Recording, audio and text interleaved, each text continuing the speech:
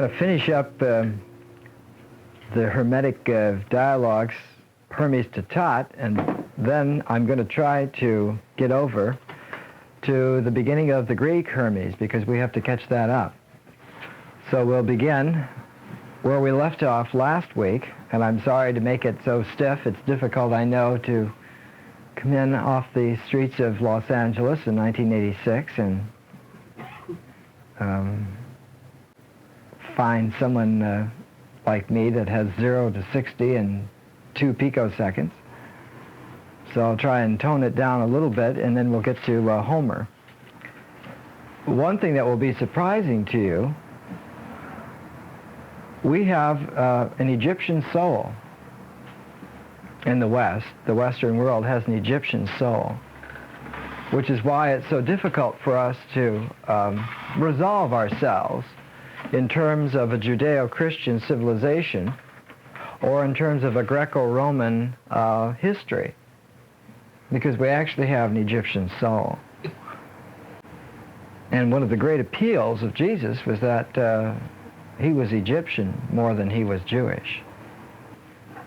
It's highly symbolic that he was not blessed in the temple in Jerusalem, but was taken to Egypt as a babe, and the first years of his life were spent there in Egypt.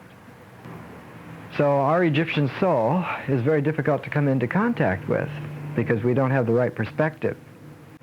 And it takes us a while to penetrate through and realize that the Judeo-Christian religion for us is a ritual comportment and is not natural. It's ritually sound and excellent, but it is not natural to us. And we have to get down to the ancient Egyptian Hermetic roots for it to be natural. And then when it's natural, then when it grows back through the Judeo-Christian experience in the Greco-Roman history, then it picks up veracity from the ritual comportment, and the rituals become true.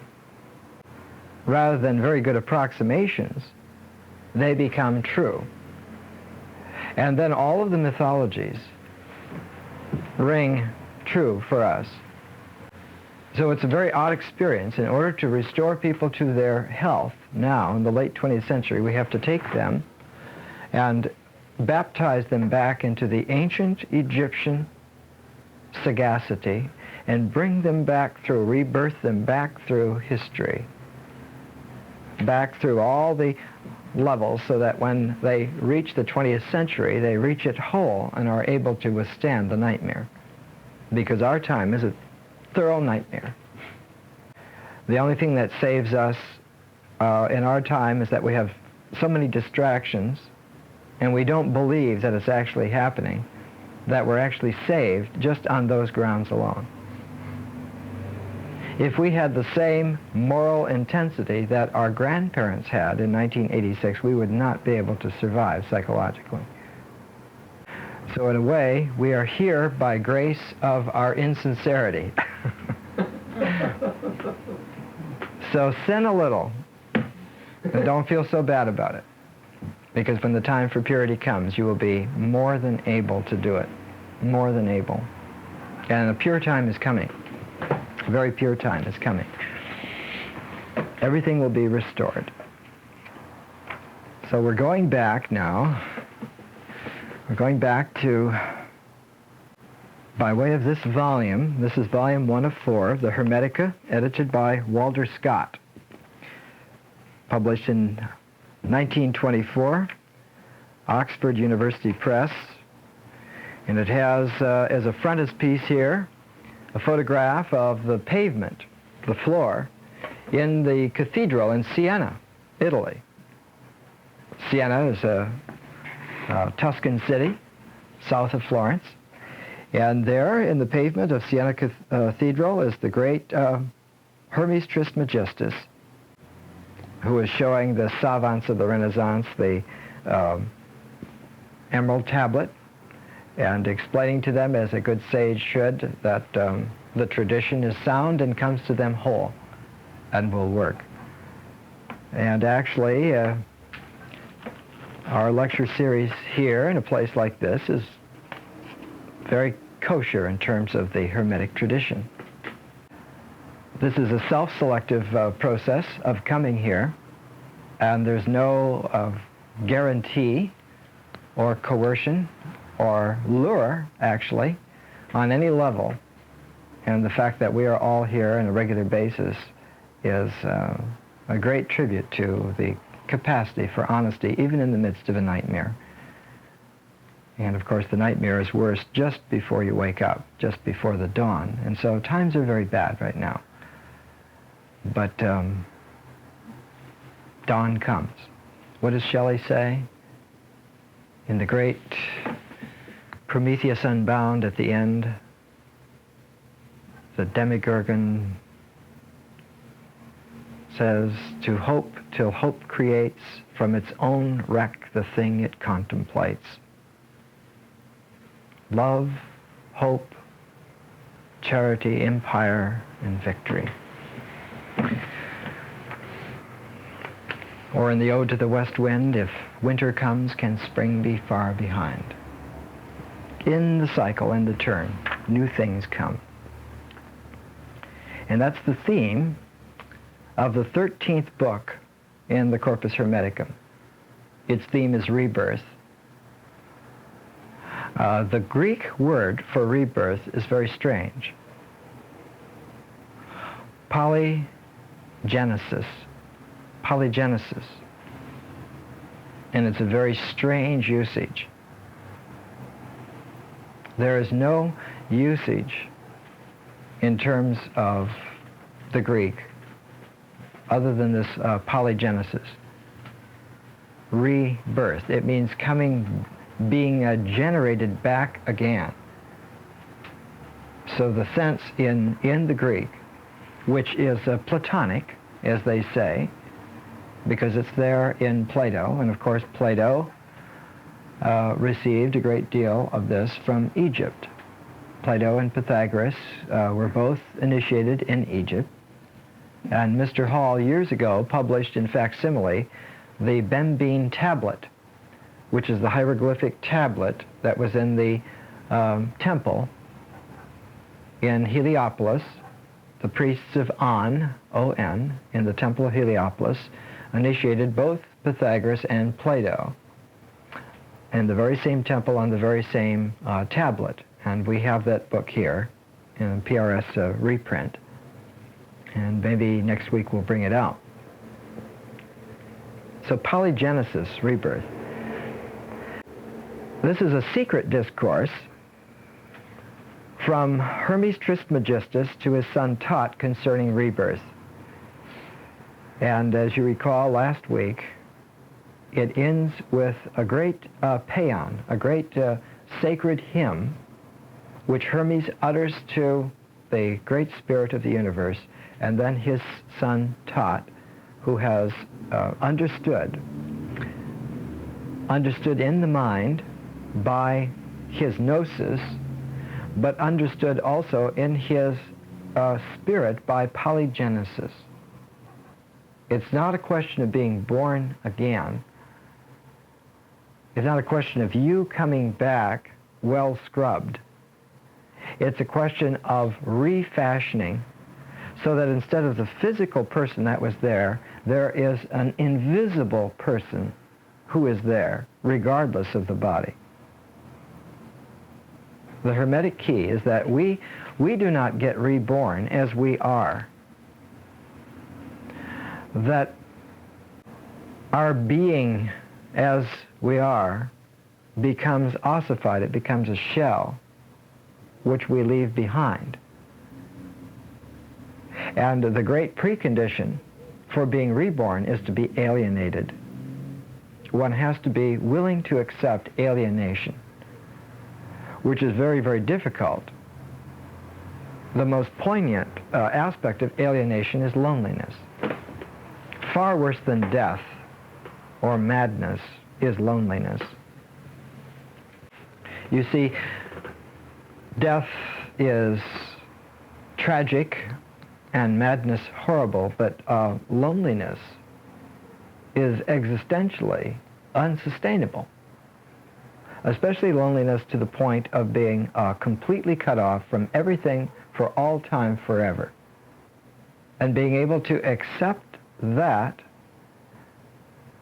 as an experience frees one forever.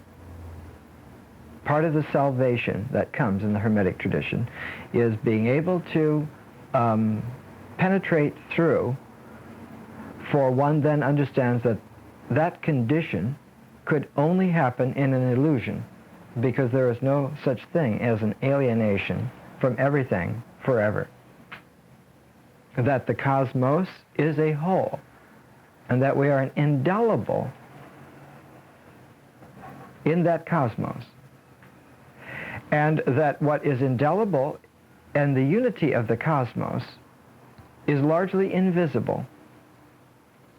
Those who come on Saturday recognize the key there, that the invisible universe, the X-ray universe, the infrared universe, all the universe outside of the narrow band of electromagnetic energy that is visible light, comprises most of the reality of the universe. Most of the physical, that is the energy reality of the universe, is largely invisible. Well, the spiritual reality is very much in that full spectrum. So Thoth begins saying, you've talked to me before, but you've always talked in riddles. Will you now talk straight to me? That every time we talk about the divinity of man, you use riddles. And Hermes will tell him, that's right, my son, because this is appropriate. We should use parables and riddles whenever we talk about the divinity of man. Because if we talk about the divinity of man in a straightforward, rational fashion, we are doing great disservice to the divinity. The divinity can never be approached directly. Why? It would be on the level of etiquette an impunity to walk right up to the divinity. Bad etiquette. But on a somewhat deeper level, it is also quite unlikely that we would have anything to meet.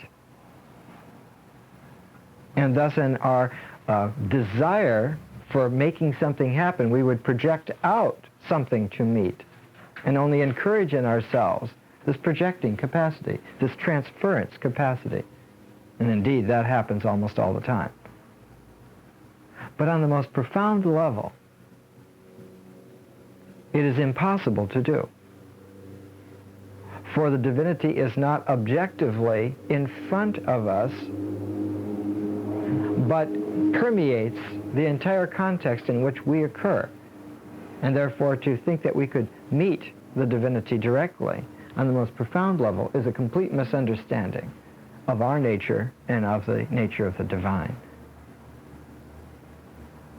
So the spiritual thing to do, the psychologically intelligent thing to do, the etiquetely proper thing to do, is to move in a circumambulation or obliquely, or talk about it in terms of riddles or parables. Hermes says, my son, the womb is wisdom, conceiving in silence. If you want to talk about rebirth, the womb of the wisdom of rebirth is silence. There's no language that we can talk. But since we're going to talk with language in such a way that we're going to take the lines of argument and we're going to tie very peculiar kinds of knots. That if you pull anywhere on the argument for soundness, it'll pull the knot apart. And the only way to have the knot is to leave it there and just let it be. And it will be apparent. And eventually you will see that the line of language that we are using is only making shapes through which we will look. And rather than concentrate on the knot, we will look through the knot to the context. And what is the context? The context is our making of the knot with a line of argument that leads nowhere particular. This is the closest thing we can come to in terms of language being silent. We're going to use language in such a way that it will not found anything, but will confound our sense of needing to found something. And only by doing that will we be able to lead ourselves to, I think the term I used Friday night, the Greek word for it is an epiclesis. It's punctuation. An epiclesis, which is a spiritual infusion, which is laid in, not from the teacher. The teacher is just a prism, but it comes through the teacher. And in the best teachers, the teacher does not focus the prism, but the whole situation, the community, is the focus. And the epiclesis comes in the middle of the community. It comes in the shared companionable space of the community. The classic presentation of Moses in an epicletic mood is the horns of light coming out of him. The horned Moses, where his horns are of light. The classic community mode where everyone shares is a Quaker meeting, a friends meeting. Or sometimes you see monks, not just Buddhists, but Christian monks who will meditate together and sit together, pray together. That's an epiclesis. In the Essene tradition, it was the common meal that was shared together. And in the Therapeutai, outside of Alexandria, you had the common meal only once a week on the Sabbath. That was what made the Sabbath. That the communion was a communion together, and it was a chance to bring everyone together to form the Holy Communion, as in community. And then the Spirit of the Divine would come in. And every seventh Sabbath, one would add to the nourishment of the food, one would add sacred hymns. And everyone would hymn together, and this would all be sung at night. So that towards the end of the night, after all the individual hymns, just before dawn, the whole Therapeutai community, the men and women together, would sing in a celestial harmony together and intone to the dawn, the rising sun. And this would be the Jubilee of the Sabbath. And this is the way Jesus was raised, in this kind of a situation. And so the Last Supper, which is at night, is actually a very sacred ritual, not sharing of the body, but sharing the community so that the Spirit of the Divine may come into the community. It's a different emphasis, somewhat.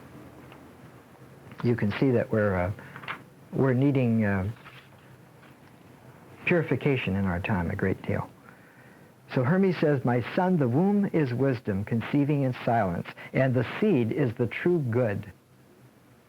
And he uses the Platonic term good instead of God here, because what he's saying, what comes in to this is that emanation, that form of God, which is the good. The good. The good is the form of all forms. Whatever can be understood has to be in a shape. We cannot understand. Meaning without a shape is not understandable, but meaning given shapes is understandable.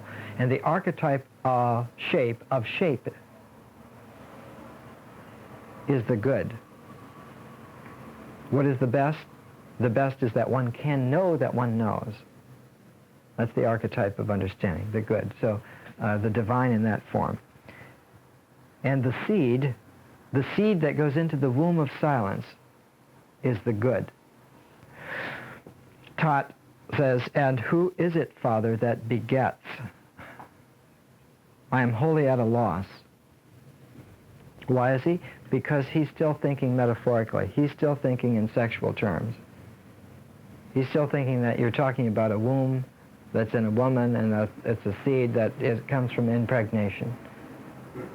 And Hermes is now having to tell him that don't get mixed in the metaphor. Or as Korzybski would say, the map is not the territory. Don't think in this way, my son. Hermes says, the will of God, my son, is the begetter. The will of God. And to a Greek mind, they would think, well, like Zeus, is it like Zeus then? Coming in the form of a shower of gold, or in lightning, or in a cloud, or... It's like that, see, because the mind was habitual, thinking in these terms. Thoth says, tell me this too, who is the ministrant by whom the consummation of the rebirth is brought to pass? Hermes, some man who is a son of God, working in subordination to God's will. And what manner of man is he that is brought into being by the rebirth? He that is born by that birth is another. He is a God and son of God. He is the all and is in all, for he has no part in corporeal substance. He partakes of the substance of things intelligible, being wholly composed of the powers of God.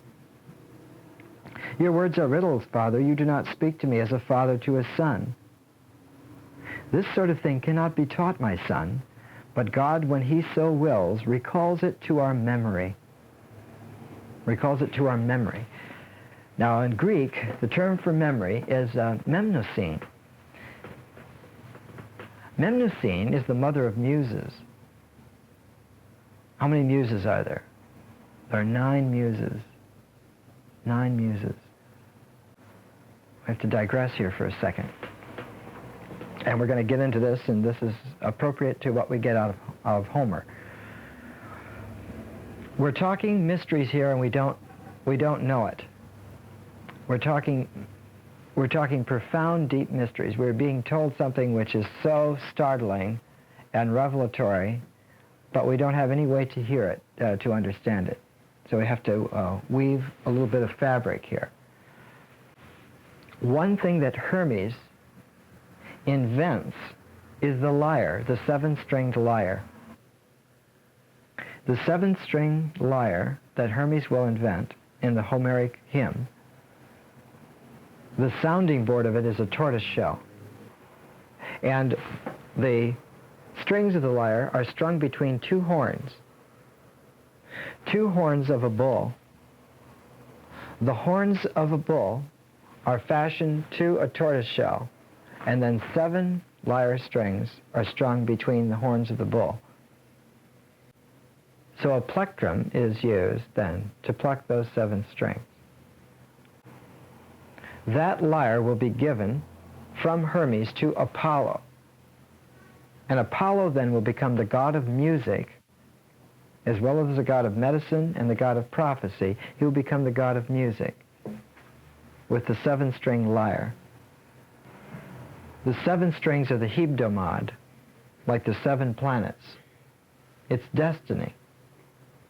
Its form is what can be formed.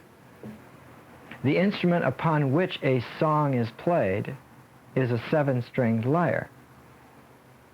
But the song which is sung by man in language to accompany the instrument is a song given to him by the Muses, who are a 9-stringed lyre. The Muses are 9. So that the lyre of man's intelligence, his spiritual intelligence, is a 9-string lyre whose strings are the Muses. What are those Muses? Poetry, history, etc., etc., etc. You can look up the 9 Muses. The mind tuned by those 9 disciplines comes into a tonic which has 9 strings. And Mnemosyne, memory, is the mother of those Muses. She is the 10th. She is the all. So when Hermes now, in this very esoteric document, is saying, this kind of thing cannot be taught, my son, but God, when he so wills it, recalls it to our memory. That means that our whole sense of what is intelligible about what can be talked about comes into play in terms of its comprehension when God, through an epiclesis, moves in and plays that lyre. We then are that lyre. So that what we can understand can be played on a 7-string lyre, which is sacred, but is sacred in a psychic way. Music is psychic. But the 9-string lyre of language is pneumatic. It's spiritual, and only God can play that. So that the correct etiquette, the etiquette that Homer had and which any of us who are in that tradition observe, is that if you want to sing sacredly, the first thing you do is address the muse. It is not me who is singing this, "Oh muse, tell me," and sing the song. It's like in the Bhagavad Gita. Bhagavan Vyasa does not write the Bhagavad Gita. He says that a blind sage is seeing this in his inner eye, and he's just writing down what that blind sage sees. He's the muse. In India, the muse was masculine. In Greece, the muse was feminine. Same family, just that kind of an interchange. So this whole dialogue, this whole Hermetic dialogue, the whole strategy of it is right here at the beginning. Hermes is telling Thoth, now we can talk and make sense. But what we're trying to understand today is not something that makes sense in the way in which your mind can understand it, but an experience which you must open yourself to have. And that it is a memory function. You're going to remember who you are, who you really are. And of course, the great Hermetic tradition in the Renaissance will all be around the notion of the memory theater. The whole notion in the Renaissance will be that spiritual wisdom is learned in what used to be the dialogue and now is the theater, drama. And of course, the greatest memory theater writer of all time will be Shakespeare. Shakespeare's plays are not plays, but they're Hermetic dialogues cast in the great English Renaissance Hermetic mode. And if there's any kind of a magus in European civilization, it is Shakespeare. Just like Homer was the real Hermetic master in ancient Greece. That's why when I say the Hermetic tradition is the major tradition, it's not a little offshoot. It's the very core, the sound core of our whole civilization, back as far as it goes, as far as you want to go. So we're studying the royal road. This is the real stuff. This is the highfalutin, professional, actual truth. And everything else, literally, are offshoots. Everything else is just an offshoot. Just, I say. Some of the offshoots are huge, but it only indicates how enormously profound the main spine is. Thoth says, but what you say is impossible, Father. You see, he's honed his mind. And his mind has been honed to understanding, or bringing his understanding just right to meet the understanding that is presented to him. So that whatever is told to him, he understands what has been told to him. And if it's told in one way, he'll understand, and everything will meet. It's this equivalency of being able to follow the logic that Hermes is now going to try and break him of that addiction, break him of that habit. That there is such a thing as letting the mind find equanimity by approaching it from all directions at once, so that one has to meet all directions at once, and sustaining that and holding that. And that quality, in Greek it was called sige, S-I-G-E, sige. Sige is a profound meditational trance. But it's not a trance that is disembodied, but it's a trance which is actively, electrically scintillating and dynamic, that one holds it precisely, exactly here, And the overwhelming awareness is that kinesthetically one realizes that this is actually occurring and enduring, and that in this somehow there is no time and no space. And in this sige, that's where the epiclesis comes. And it rises, it's a sudden vertical rising from complete obscurity into thusness. And it's just like you stopped reading a newspaper and you looked up and there's the world. It's about that kind of a difference in texture of reality. So Thoth is saying, but what you say is impossible, Father. It does violence to common sense. When you treat me thus, I have good reason to ask, am I an alien to my father's race? You see, he thinks he's just talking. But Hermes has been preparing him all the time. For what? For alienation, for the experience of alienation. And the son doesn't even know. He's starting to use that language. And for the spiritual teacher, he's realizing, good, he's using that language. He's just off the cuff beginning to speak this way. He's just off the cuff being riled in just this right way.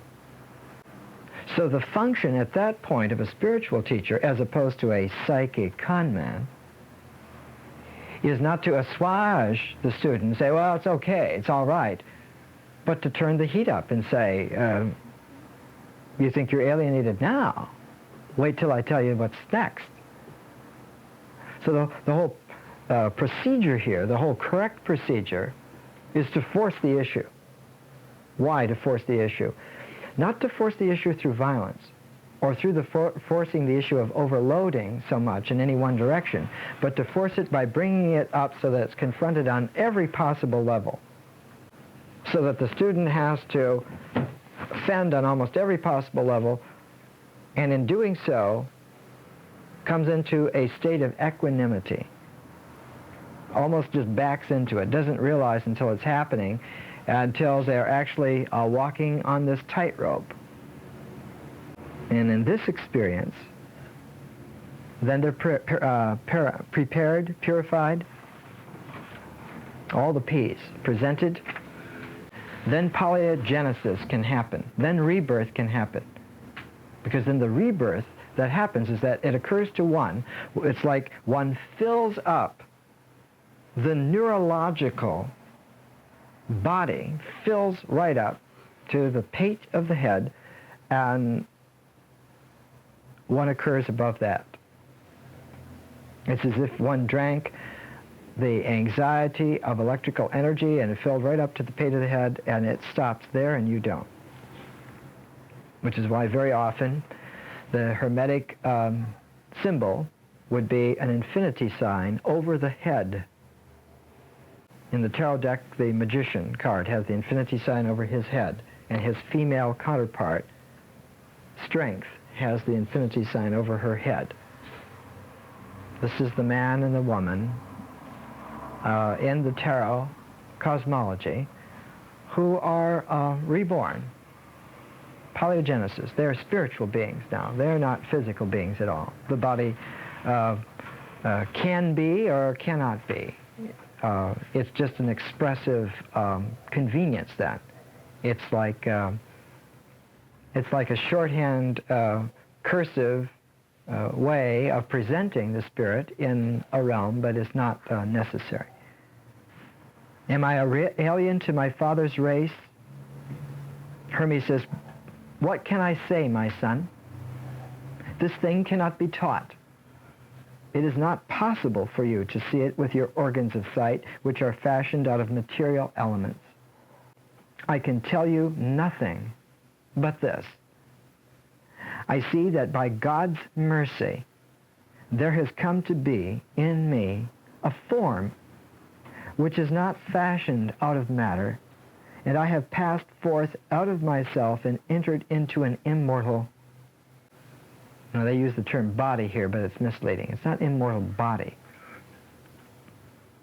I am not now the man I was. I have been born again in mind, and the bodily shape which was mine before has been put away from me. I am no longer an object colored and tangible, a thing of spatial dimensions. I am now alien to all this and to all that you perceive when you gaze with bodily eyesight. To such eyes as yours, my son, I am not now visible. Do you see how it makes sense now? With just a little bit of the background, it reads intelligible now, whereas before it would have been metaphorical at best. Thoth says, Father, you have driven me to raving madness. Why? Because it's not just a casual conversation. Why is it not just a casual conversation? Because one doesn't get to this conversation until one has been put through the ringer a number of times, till one is really desperate. What is the saying that I think Tolstoy had? Man's extremity is God's opportunity. It's only when you've been wrung out more times than you can count, when you've lost count. He says, you've driven me to raving madness. Will you tell me that I do not at this moment see my own self? Hermes said, would that you too, my son, had passed forth out of yourself so that you might have seen, not as men see, dream figures in their sleep, but as one who is awake. Thoth says, now indeed, Father, you have reduced me to speechless amazement. Amazement is the wrong translation here. The word is what we would mean by wonder, as in philosophy begins in wonder. It's only in a state of wonder that philosophia, that the love of understanding is born. It's a love. It's like falling in love. One no longer desperately needs to know, but one really loves to know. One becomes a lover of truth. Is different. One then comports as a lover comports to truth. One takes one's care. One is womanly and manly, and one is addresses this with fullness and respect and dearness. This is different.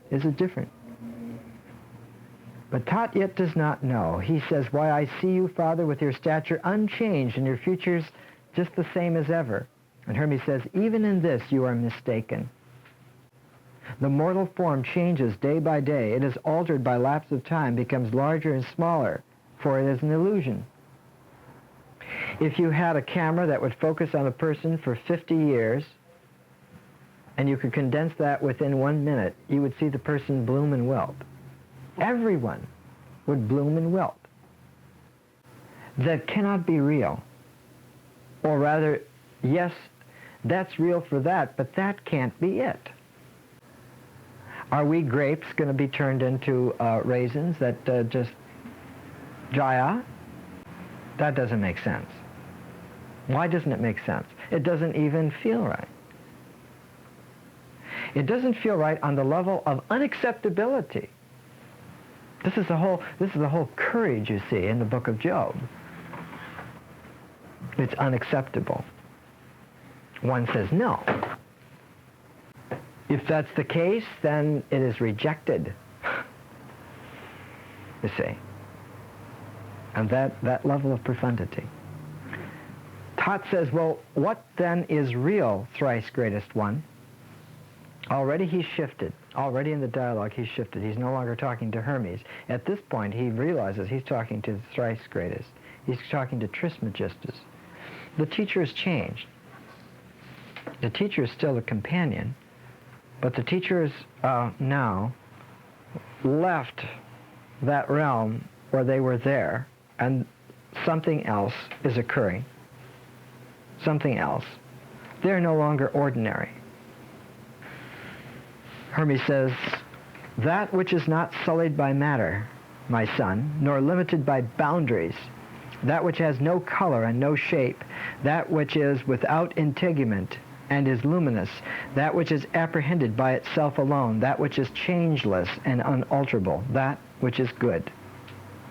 And this is the good again. Thoth says, I must indeed have gone mad, Father, for I have lost the wits I had. I thought your teaching had made me wise, but when you put this thought before me, my senses are stopped up. And this is as it should be. This is the way it should be. Bottled up. In the Vajrayana, sometimes in making the transformation, all of the senses of a person need to be completely cut off and stopped up. One does this through the sound of the Anahata Chakra mantra, Kri, and sends that out and stops everything up. I thought your teaching had made me wise, but when you put this thought before me, my senses are stopped up. And Hermes says, it is even so, my son. It's true. It is even so. The fire which rises and the earth which sinks, talking about physical elements now, the fire that rises and the earth that sinks, the liquid water and the air we breathe are perceived by the senses. But how can you perceive? By mere sense a thing of other nature, alien. This is the alien God. It's the alien God. What is God alien to? He's not alien to nature in some Picayune way that he belongs to.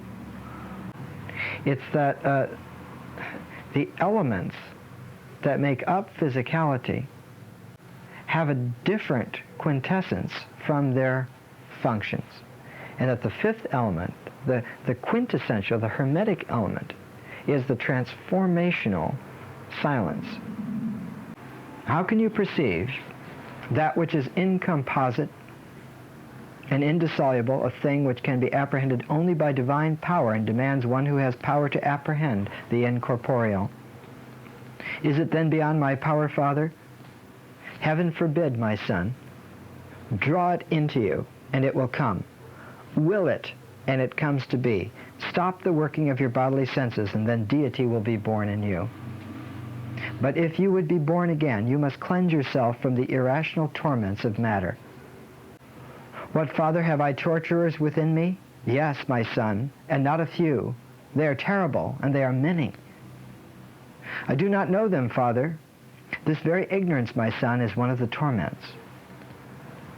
The very ignorance. And of course, the obverse of that ignorance is arrogance. And the ignorance and arrogance together keep one locked in. He gives the 12 major torments. Ignorance, grief, incontinence, desire, injustice, covetousness, deceitfulness, envy, fraud, anger, rashness, vice. And he says there are many others under these, and by means of the senses they force the man who is bound in the prison of the body to suffer what they inflict. But when God has had mercy on a man, they depart from him together, one and all, and then is reason built up in him. Such is the manner of the rebirth. The reason is built up. The schooling of the mind. And as the mind is schooled, the mental structure is tutored and brought into intelligibility, and it's got to be done so that the intelligibility is no longer patterned on the body. Because if mind is only a metaphor of the body, then one has a psychic nature. And then one is susceptible to all kinds of influences. This is where Gnosticism gains in its power. Because in the process of saving oneself from the sensate world, from the material world, one has to build up the mind world, the mental world. But if the mental world is mirrored and imaged on the physical world, then you're open to all the demonic forces. Then they raise hell with you. Because all you've done is you've made efficient highways for them to come in. The whole purpose is to make the mind spiritual and not psychic. This is why we have to constantly be on our guard and not fall for surrogates of the spirit. We can't live by the metaphysical mental systems. If we try to, then we become psychic. And this is a derisive use of the term psychic here. One has to be able to transform. And almost everyone that we see today or meet today are caught in this limbo of the psychic realm. And of course that just raises the nightmare level. The transformation to the pneumatic is what has to be done. And for that, the mind has to be open. Because when the mind is open, open-ended, then the psychic forces blow through it like winds and don't have any place to stay. But the very openness of it makes one affine to the silence. And it is in the silence, which is the womb, where the seed can be placed and one can have this rebirth. You can see, I hope, that this is very precarious at this state. This is why the colloquial saying, a little learning is a dangerous thing. It's better not to know at all, in a way, than to know only half of it, or to know it in an incorrect way. Blessed are the meek, and they should be taken care of and loved as dear companions, because those of very sophisticated minds, spiritual minds, are very close to the animals and the children and those that need taking care of. There's not an inch of difference between them. The most enlightened of being in bodily form is extremely close to children and animals and the naive and so forth. There's no difference at all, really. But the psychics, they're like the arrogant older children who will tear the wings off everything. And now, my son, speak not, but keep sullen silence, so the mercy will come down on us from God. Notice it isn't going to come down on you, but it's going to come down on us, because it's shared. The communion is a communion of the Spirit between. Then there's a hiatus in the Greek. There's a hiatus. The Greek runs line by line, and then all of a sudden there's a break, and there's no line there, which in the text you can see. And the fact that there's no line there is the silence. It's the silence in the text. It's like in the oral instructions, one would have just held up the hands. In the Christian benediction, there's the raising up like that.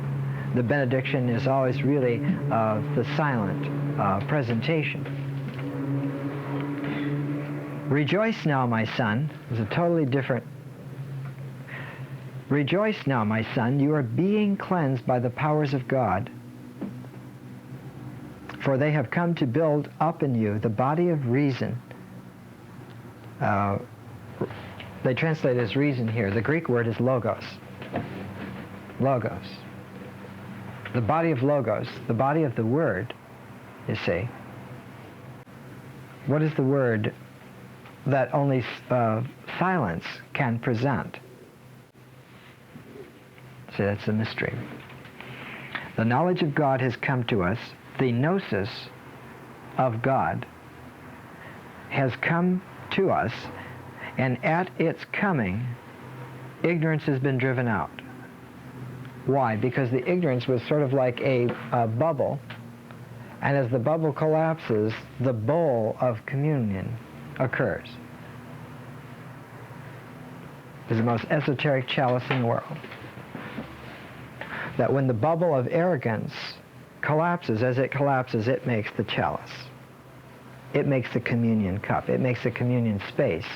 The arrogance that one had collapses and makes a humility. The very same movement creates it.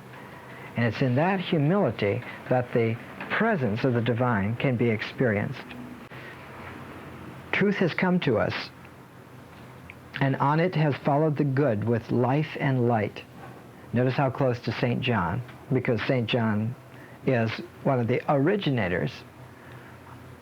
In his gospel, the way in which the gospel sent a beam, spiritual beam, into this Hermetic archetype, this Hermetic literature comes out of that. That's why it's so close to St. John in his language. Truth, ye shall know the truth, and the truth shall make you free. Truth has come to us, and on it has followed the good. As the truth has come, the good is there. With life and light are the communion in the cup of humility, which is the good, because the form of all forms is this profound divine humility. No longer has there come upon us any of the torments of darkness. They have flown away with rushing wings. Thus, my son, has the intellectual being been made up in us. This intellectual being is really the logos. The logos. One then becomes a brother in the mystical word. Whoever then has by God's mercy attained to this divine birth abandons bodily sense. He knows himself to be composed of powers of God, and knowing this is glad. Thoth says, Father God has made me a new being, and I perceive things now not with bodily eyesight, but by the working of mind. Even so it is, my son, when a man is born again, he is no longer body of 3 dimensions that he perceives, but the incorporeal. Father, now that I see in mind, I see myself to be the all. I am in heaven, and in earth, and in water, and in air. I am in beasts and plants. I am a babe in the womb, and one that is not yet conceived, and one that has been born. I am present everywhere. Now, my son, you know what the rebirth is. Then comes this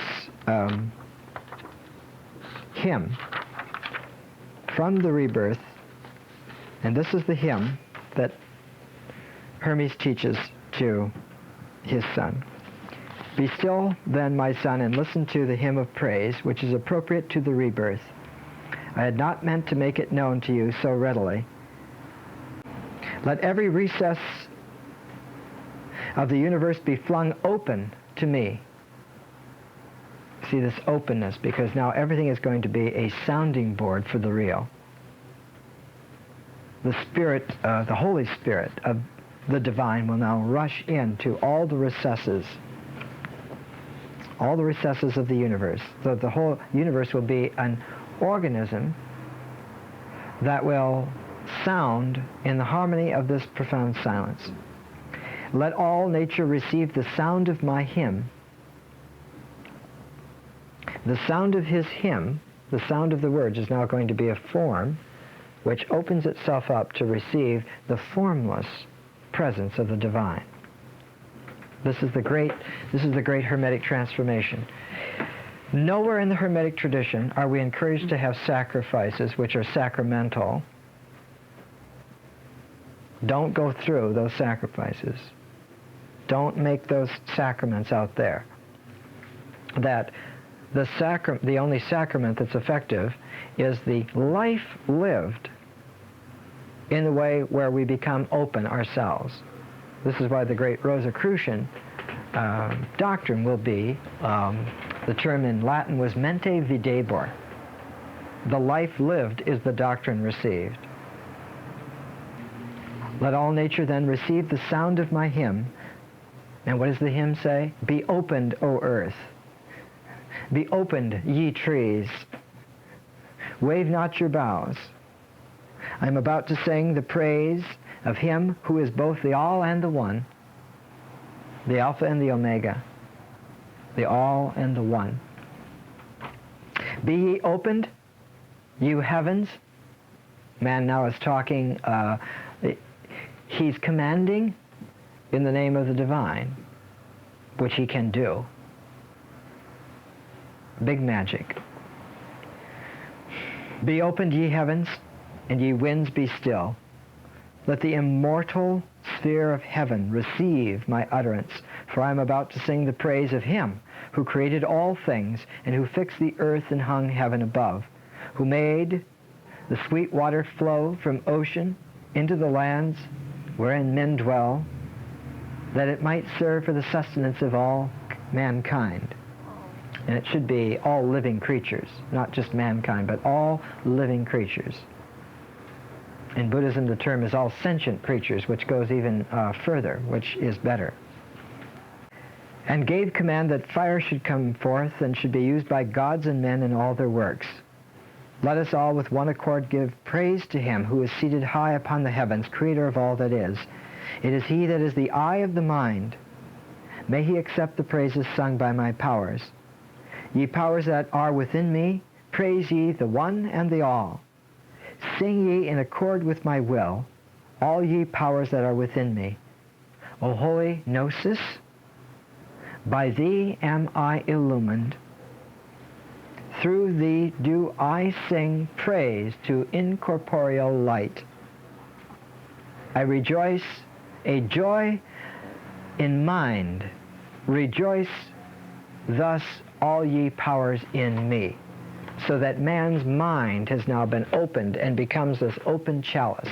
What was egotistically arrogant now is an open mind. It's the open mind. That's the altar. It's the bloodless altar, the open mind. You can't desecrate the open mind. For it to be opened, it can only be pure. The ultimate altar for the divine, hermetically, is the open mind. If it has any kind of projections, if it has any kind of transference, if it has any kind of content, if it has any kind of metaphors, any kind of allegories, plans, strategies of its own, it is not empty, it is not open. The point is that it doesn't matter how well your strategy was thought out and hammered out, having a strategy is the wrong thing. Give it up. Give it up. Then he is able to say, "O good, now in me praise the good. O life and light, from you comes the song of praise, and to you does it go forth." The coming of forth by day, or the coming of forth by day was the name for the Egyptian Book of the Dead, you see. This is the coming forth by open mind, day or night, anytime, anytime. I give thanks to thee, O Father, who workest in my powers. I give thanks to thee, O God. Thus crying, the powers that are in me accomplish your will, praising thee all, fulfill your purpose. It is your word that through me sings praise, for by thee, O mind, is my speech shepherded. Shepherded. And this is where the term poiman, or the Greek term poiesis, it means making, creating, poetry, poiesis, poimandry, mind shepherd. The mind is shepherded. That is a graceful way of saying that the mind is now given its open form, not a closed form, but an open form. You see, Jesus is not a priest, but a shepherd in many ways. It's very true. What does a shepherd do? A shepherd makes the flock of sheep together in a form of community where they are all one. For by thee, O mind, is my speech shepherded. Through me accept from all an offering of speech, for the all is from thee, and to thee returns the all. O light, illumine thou the mind that is in us. O life, keep my soul alive. Light illumines the mind. Life gives vitality to the soul. Thy man cries to thee by means of the things thou hast made, but he has got from you eternity, the praises which he utters. Man cries to you, we cry to you, by means of things that you have created. But the praises which we utter in this crying out to you come from eternity and are not created. They're the uncreated. They're before creation. The meaning was there before. It is there after. It's just what is created and what is temporal and what is composite is the means to affect this. This is why the popular phrase hermetically sealed means two things brought together so that they are sealed so they could not be pulled apart. What are the two things that are sealed? The eternity before and the eternity after. How are they sealed? They're sealed through the horizon of language and life which we inhabit. And we purify ourselves so much that the infinity behind us and the infinity in front of us come together in the presence which we are and are one. And that done, the illusion is over. There never was and never will be anything else but that. That is real. Everything else is just convenient illusion. So the dialogue ends with his son, Thoth, being able then to make a hymn. Now, I didn't get to Homer, so we'll have to take up Homer next week, and we'll take a look at the way in which the Greek Hermes rushes esoterically in to meet the Egyptian Thoth, and that an element that is almost incomprehensible to us in the Hermetic tradition is how does the Hermes of the Greek tradition become the Trismegistus? Because it's not Thoth Trismegistus, but Hermes Trismegistus. And so we have to understand that point next week, and we'll do that. Thanks for your attentiveness.